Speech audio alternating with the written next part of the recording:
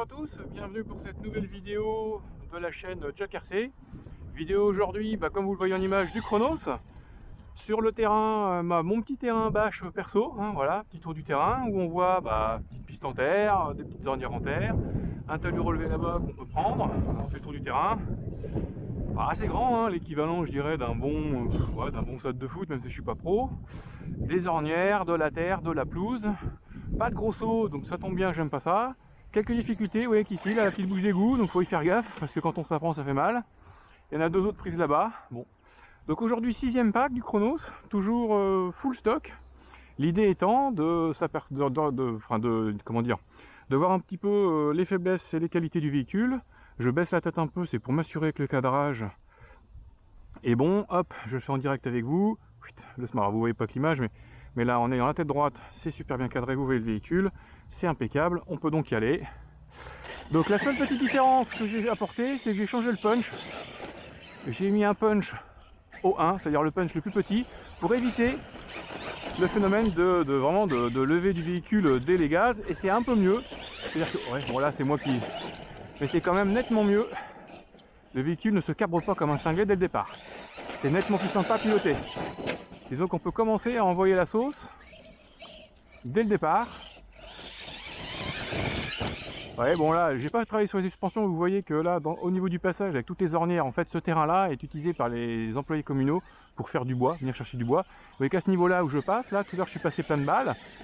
Les amortisseurs ont vraiment très bien travaillé. Hop là, ce que je disais tout à l'heure, il faut faire gaffe à la plaque d'égout. Voilà, je me la prends. Pourtant, je sais qu'elle est là. Alors, vous remarquerez que j'ai beaucoup d'ouverture à l'avant. Alors, c'est dû à quoi? C'est dû lors de mon 5e pack, le pack précédent, où j'ai, sur une piste de modélisme, une piste RCTT Buggy, du 8e à 5e, où je suis adhérent et où il y aura des vidéos d'ici peu, j'ai foiré un saut et je suis tombé complètement sur le nez à ce niveau-là. Propre, parce que ça, je n'ai pas de garde-boue RPM. J'ai tordu la barre d'Ackerman, donc que j'ai redressé comme je pouvais. Mais donc il y a un peu d'ouverture. Bon, faudra passer par la commande de la barre d'Ackerman en alu 70-75 pour être vraiment sûr que ça tienne le coup. Mais bon, voilà, j'ai un peu plus d'ouverture, mais ça le fait. Donc on voit bien les pneus qui ballonnent le devant dès qu'on est monté en régime, dès qu'ils se lèvent. Hop, on fait attention. Et alors, même s'il ne se lève pas, je suis très très loin d'être full gaz. Là, ouais, là j'étais même pas à mi-gaz. Alors le terrain est très accidenté, donc c'est pas facile non plus de mettre mi-gaz. Voilà, là je suis pas non plus mi-gaz. Je suis à peine à full gaz en étant très très sensible sur la gâchette. Freinage. Ouais, freinage pas mal. Accélération, hop là, voilà. Donc malgré le punch à 1, vous constatez que quand je mets presque full gaz à l'accélération, tout de suite il cabane. Si vous imaginez la puissance du véhicule. C'est ce qui est plaisant aussi, on va pas se mentir. Ce qu'on veut, c'est un véhicule qui est la patate, qui est la pêche. Il faut du doigté, il faut y aller mollo. Il faut pas y aller comme un bourrin parce que sinon, voilà. Alors là, sur l'air, c'est un petit peu différent. Ouais, c'est une vraie petite fusée. Attention aux brindilles. Hop, là, il lève du cul parce qu'une belle ornière.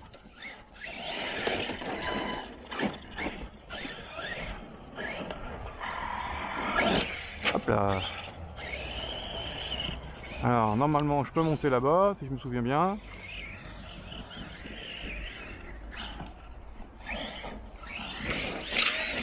Hop là, belle casquette là, ouais. Alors c'est aussi sur des terrains comme ça qu'on voit la fiabilité du véhicule et je dirais la résistance du véhicule, parce que je suis parti de ma descente un petit peu pleine de balles. Bon, là j'ai l'impression que ma barre d'Ackerman en a refait un coup. Bon, ce qui est normal, c'est de l'alu tendre, je l'ai redressé, donc forcément ça se replie plus facilement. Ouais, elle en a repris un petit coup là. Vous voyez que cette roue là, ouais, quoique. Non, peut-être pas. Non, peut-être pas, enfin bon. Alors l'aileron, vous constatez que l'aileron a bougé un peu aussi, ça c'est pareil, c'est précisé dans un clip précédent. J'ai une fixation aussi qui a bougé, donc il se remet. Voilà. Bon, ça c'est connu, l'aileron, la barre d'Ackerman.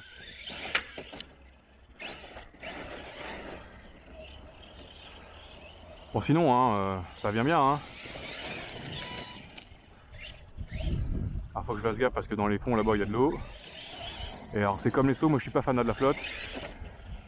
C'est un petit truc sympa là. Ouais, hop là. Je peux voir que là on pouvait faire un petit... Ouais bon ouais. Donc petit terrain qui est sympa pour tester les voitures parce que c'est à 50 mètres de chez moi donc je peux venir à pied, hein, c'est quand même pas mal. Il n'y a personne, on peut rouler à plusieurs. On peut se faire des belles longueurs.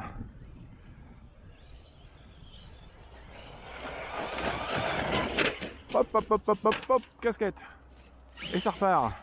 Alors voilà le problème, hein. Alors c'est vrai que là le terrain était bien dégradé cet hiver, hein, parce qu'en fait vous voyez, il a tellement plu, c'était gorgé de boue. C'est voilà ce que vous voyez là, les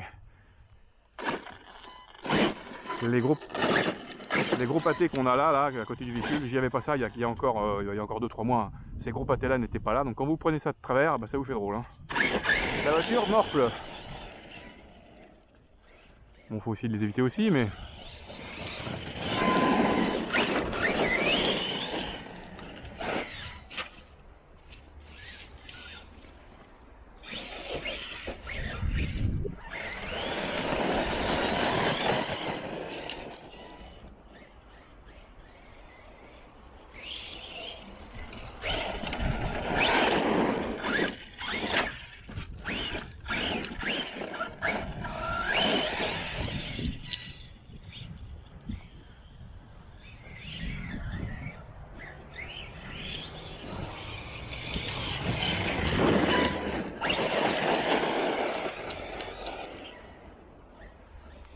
hop là.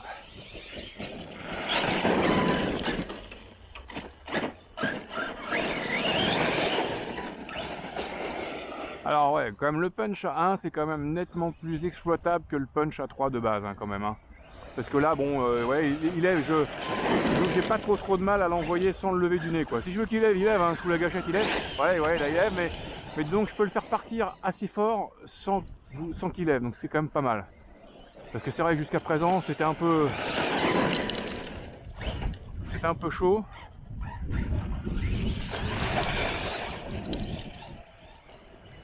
Ouais, donc là, le terrain serait vraiment que comme ça, ce serait assez sympa. On peut faire des beaux petits passages.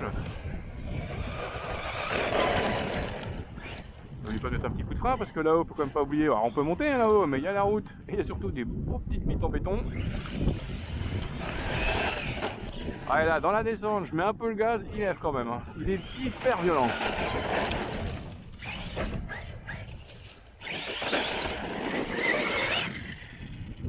Alors, petit shake-up.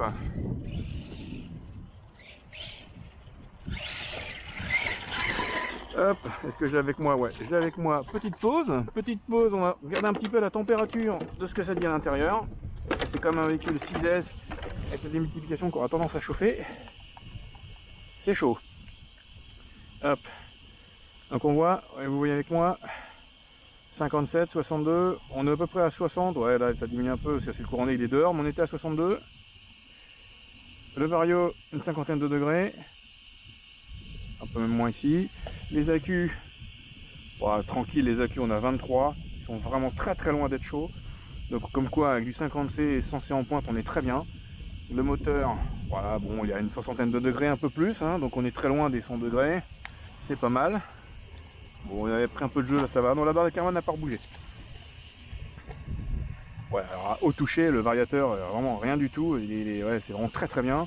Le moteur, il est chaud, mais bon, on est toujours dans les 60.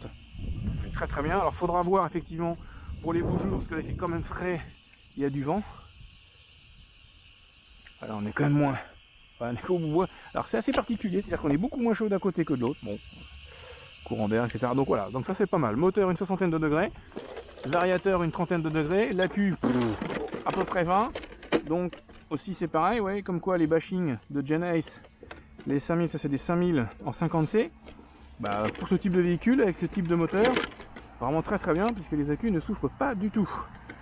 Alors je les charge moi à une valeur de 2C, pour pas les faire souffrir non plus à la charge. Bon, et là en plus, on voit quand même que bon, on fait pas du full, mais on envoie quand même un peu de gaz. Donc on tire quand même dessus. Bon alors c'est assez roulant, donc on ne peut pas non plus forcer le moteur. Hein.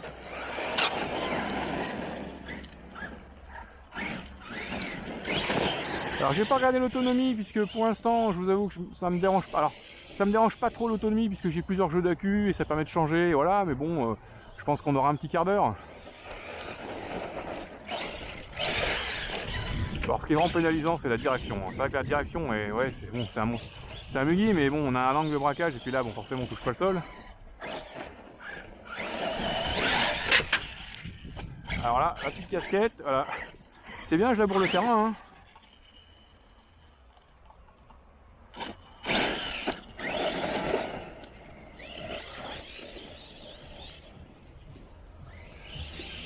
Hop, putain.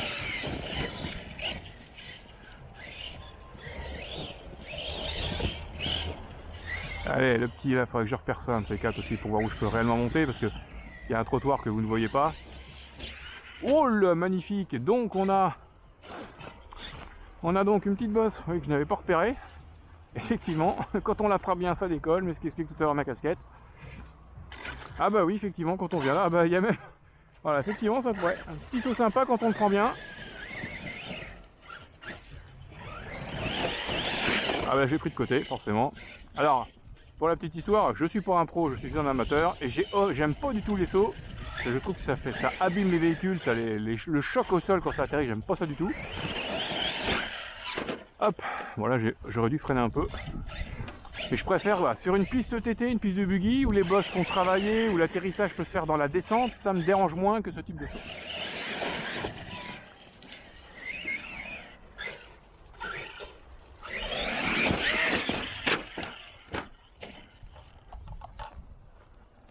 Bon, quelques petites cascades sympas.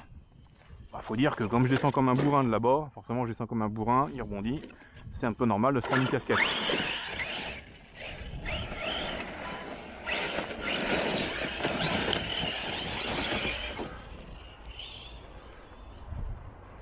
Bon alors la portée je vous en ai pas parlé, hein, mais bon du 2 Go 4, bon là on a une portée je crois sur les données techniques c'est 200 ou 300 mètres je crois, donc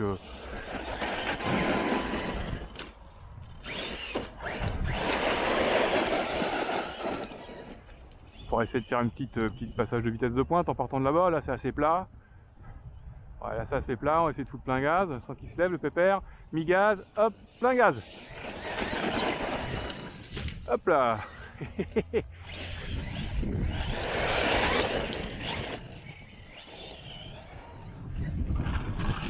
Donc là il y a moyen de se faire un petit circuit sympa, hein. Un petit circuit sympa, voilà. En évitant le poteau électrique de l'entrée du terrain, en évitant les bouches d'égout.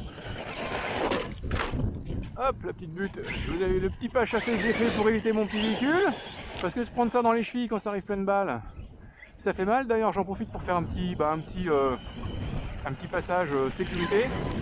Bon, c'est des véhicules RTR, hein, loisirs, mais assez gros, assez lourd, hein. Lui de données techniques je crois qu'il fait 5-6 kg, hein. Donc bon, avec la bonne démultiplication il est donné pour à peu près 100 km/h, donc là je sais pas à quel rythme on va, hein, mais même si on était qu'à 60-70, quand vous prenez ça dans les pattes, bah vous pouvez vous péter une cheville carrément, ou vraiment vous péter un os. Donc bah, il faut faire super gaffe. Alors quand c'est des adultes, bon normalement on est censé être conscient, les jeunes, les moins jeunes, faites super gaffe. Voilà, n'allez pas vers la population, et quand vous êtes plusieurs, les pilotes vous mettez tous côte à côte et on surveille son véhicule mais aussi le véhicule des autres, hein. Parce qu'on peut jamais ce qui peut se passer, y compris avec des potes. Hop là, le ballonnage des roues avant. Parce que là j'ai volontairement mis un peu de gaz au départ. Allez, on sort un passage en latéral, voir comment ça travaille. Voilà, on a un petit travail des suspensions sympa. Alors les suspensions, réglage de base, hein. J'ai absolument rien touché. Hop là voilà, il lève du nez mais il passe. Parce qu'on est quand même en latéral sur les ornières, enfin latéral, on les prend perpendiculaires si je fais mathématiques. Hop là, ça sautille, mais ça le fait.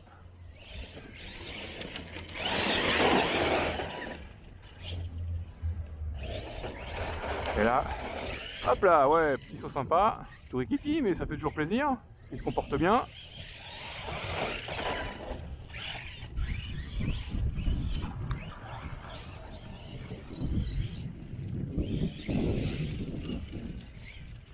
Ah, il manque un petit tremplin pour vraiment faire un petit saut de temps en temps, mais... Et hop là. Alors ça donne quoi là? Alors là-bas je crois qu'il y a un gros trottoir. Non, c'était pour là.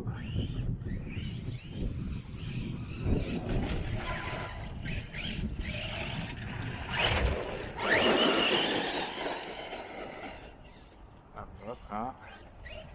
Bon, alors bien sûr, après une séance comme ça, petite séance de nettoyage, hein, dépoussiérage, on n'hésite pas à checker les roulements, parce que là, entre l'herbe, la terre, alors là c'est sec, c'est un peu plus sec. Hop là, alors aussi, j'ai pas fait de vidéo, les lampes qui a bougé, mais c'est normal. Hop, alors je sais pas si on va voir si on voit. Je n'ai pas fait de petite vidéo, mais j'ai apporté deux petites modifications. Oui, on voit ici, là, j'ai récupéré mes anciennes hélices de drone en carbone, une petite découpe, et j'ai fait des petits skids, je vais appeler ça comme ça, moi, des skids de protection pour le cardan, parce que j'ai remarqué que quand on roulait sur